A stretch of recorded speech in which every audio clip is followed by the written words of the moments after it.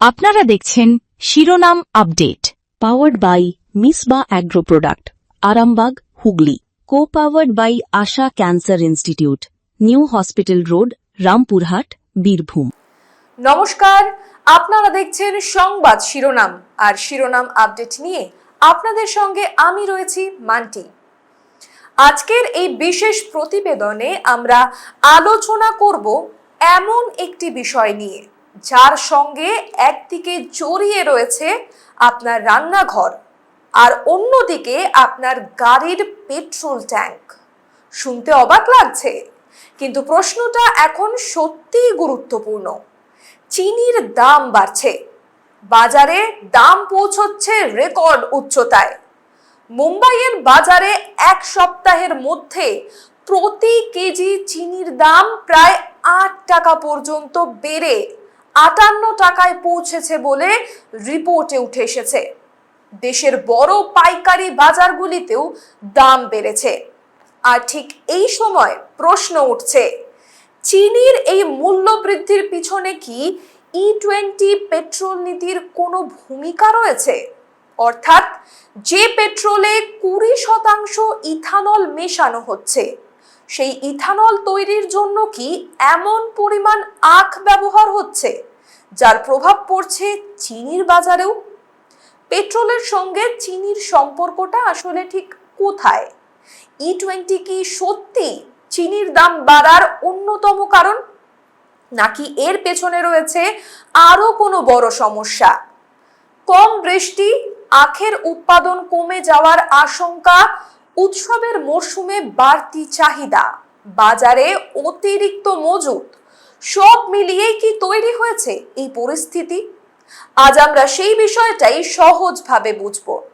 প্রথমেই আসা যাক চিনির বাজারে। চিনি আমাদের নিত্য প্রয়োজনীয় পণ্য। চা থেকে মিষ্টি, বিস্কুট থেকে কেক, পানীয় থেকে আইসক্রিম, অসংখ্য খাদ্যপণ্যে চিনির ব্যবহার হয়েছে। ফলে চিনির দাম বাড়লে তার প্রভাব শুধু চিনির প্যাকেটের মধ্যেই সীমাবদ্ধ থাকে না। মিষ্টির দোকানের খরচ বাড়তে পারে, বেকারি পণ্যের দাম বাড়তে পারে, খাদ্য প্রস্তুতকারী সংস্থাগুলোর উৎপাদন খরচও বাড়তে পারে, আর শেষ পর্যন্ত সেই চাপ এসে পড়তে পারে সাধারণ মানুষের ওপর। এখন প্রশ্ন হচ্ছে, দেশে কি চিনির উৎপাদন একেবারে বন্ধ হয়ে গেছে? না, বিষয়টা এতটাও সহজ নয়। দেশে আখ উৎপাদন হচ্ছে, চিনি কলও চলছে, কিন্তু গুরুত্বপূর্ণ প্রশ্ন হলো, উৎপাদিত আখের কতটা অংশ চিনি তৈরিতে যাচ্ছে আর কতটা যাচ্ছে ইথানল তৈরিতে? এখানেই চলে আসে E20-র প্রসঙ্গ। প্রথমে খুব সহজ করে জেনে নেওয়া যাক যে ইথানল আসলে কি জিনিস। ইথানল হলো এক ধরনের জ্বালানি অ্যালকোহল। এটি পেট্রোলের সঙ্গে মিশিয়ে ব্যবহার করা যায়। ভারত দীর্ঘদিন ধরেই পেট্রোলে ইথানলের পরিমাণ বাড়ানোর নীতি নিয়েছে। এর পেছনে সরকারের একাধিক লক্ষ্য রয়েছে। বিদেশ থেকে অপরিশোধিত তেল আমদানির ওপর নির্ভরতা কমানো, দেশীয় জ্বালানির ব্যবহার বাড়ানো, কৃষকদের জন্য নতুন বাজার তৈরি করা এবং জ্বালানি নিরাপত্তা শক্তিশালী করা। E20 বলতে বোঝায় এমন পেট্রোল যেখানে প্রায় ২০% ইথানল মেশানো থাকে। আর এই নীতি কার্যকর হওয়ার সঙ্গে সঙ্গে ইথানলের চাহিদাও বেড়েছে। কিন্তু এখানেই প্রশ্ন, এই ইথানল আসছে কোথা থেকে?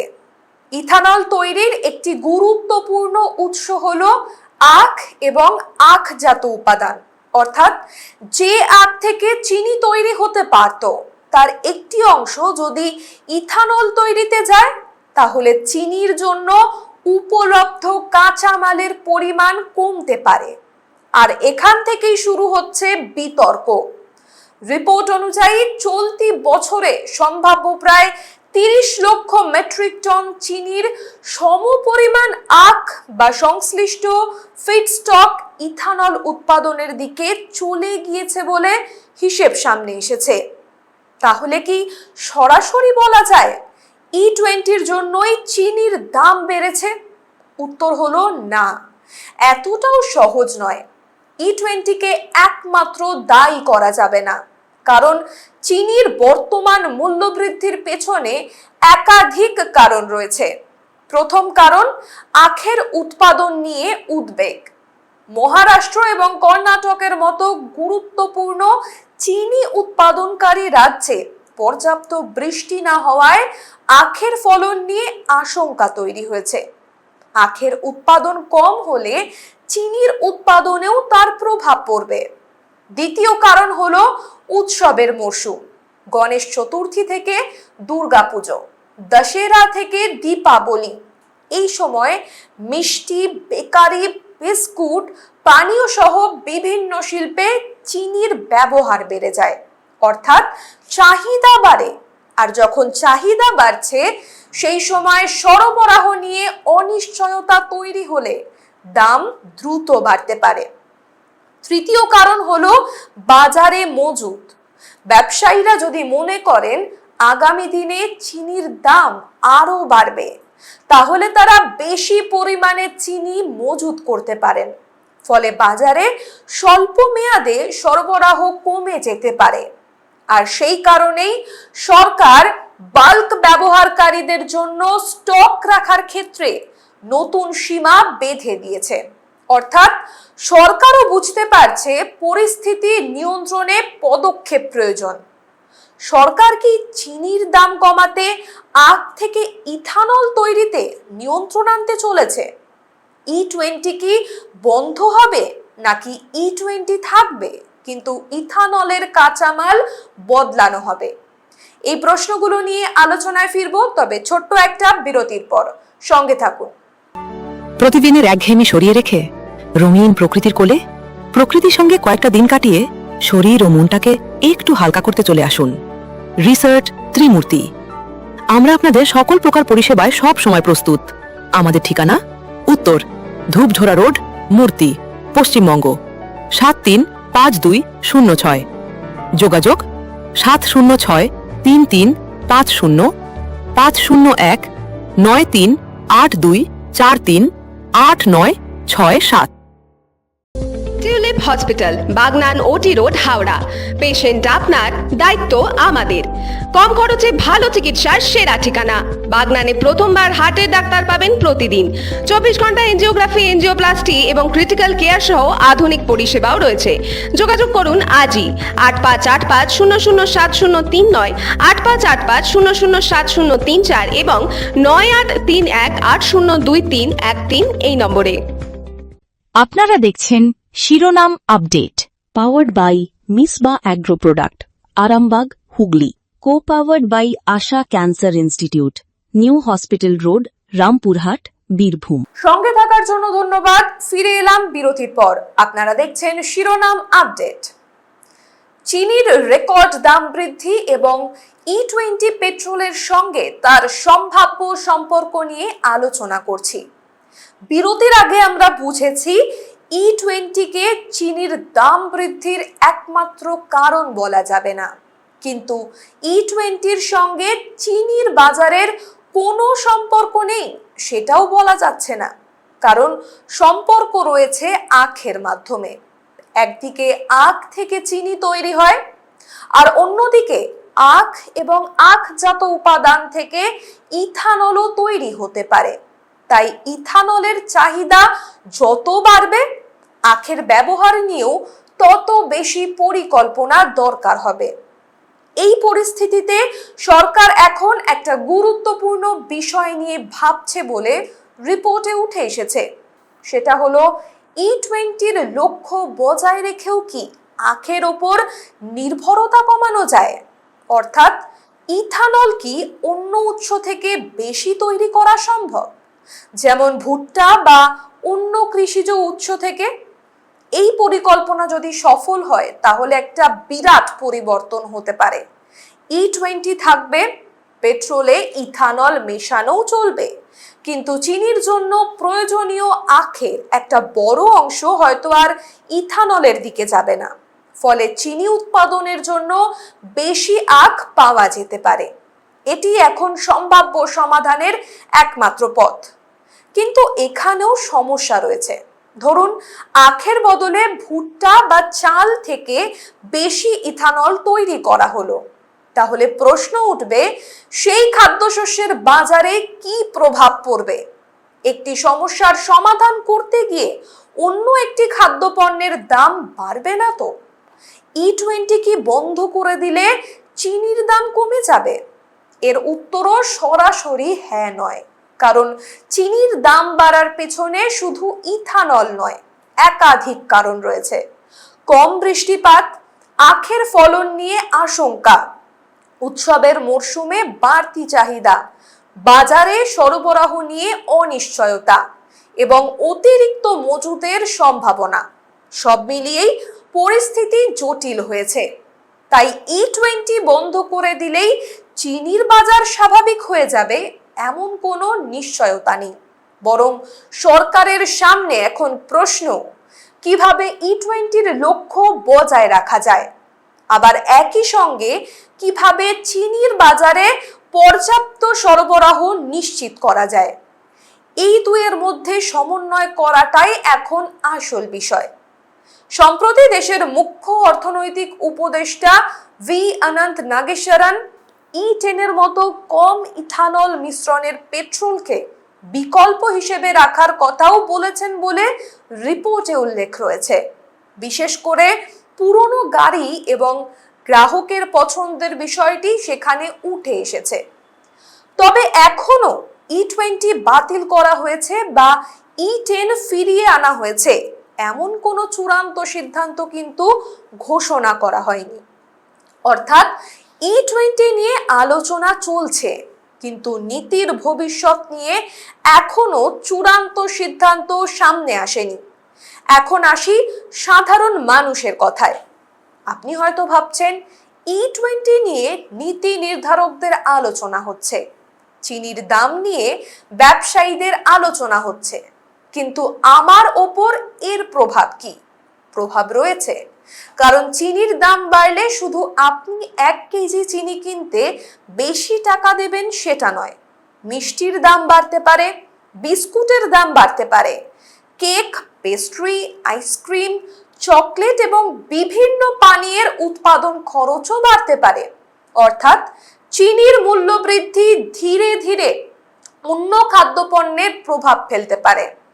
সেই কারণেই চিনির বাজার নিয়ন্ত্রণ করা সরকারের কাছে ভীষণ গুরুত্বপূর্ণ। কিন্তু একই সময়ে ইথানল নীতিও সরকারের কাছে কিন্তু অত্যন্ত গুরুত্বপূর্ণ, কারণ ভারত এখনো বিপুল পরিমাণ তেল আমদানি করে। দেশীয়ভাবে উৎপাদিত ইথানলের ব্যবহার বাড়ালে সেই নির্ভরতা কিছুটা কমানো সম্ভব। বিদেশি মুদ্রার ওপর চাপ কমতে পারে, কৃষকও নতুন বাজার পেতে পারে।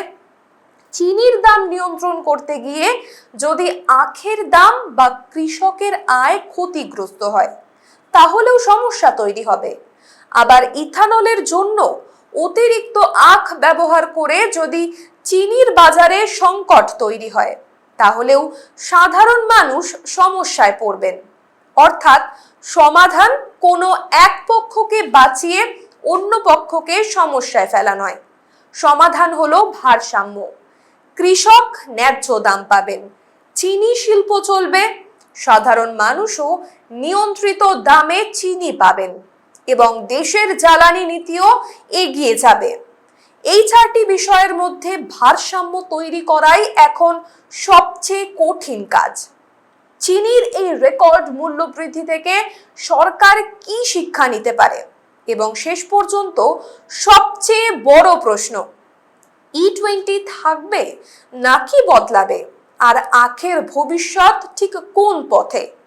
এই গুরুত্বপূর্ণ প্রশ্নগুলোর আলোচনা নিয়ে আবার ফিরবো, কিন্তু ছোট্ট একটা বিরতির পর। সঙ্গে থাকুন। প্রতিদিনের একঘেয়েমি সরিয়ে রেখে রঙিন প্রকৃতির কোলে প্রকৃতির সঙ্গে কয়েকটা দিন কাটিয়ে শরীর ও মনটাকে একটু হালকা করতে চলে আসুন। রিসার্চ ত্রিমূর্তি। আমরা আপনাদের সকল প্রকার পরিষেবায় সব সময় প্রস্তুত। আমাদের ঠিকানা উত্তর ধূপঝোড়া রোড, মূর্তি, পশ্চিমবঙ্গ 735206। যোগাযোগ 706 335015019382438967। টিউলিপ হসপিটাল, বাগনান ওটি রোড, হাওড়া।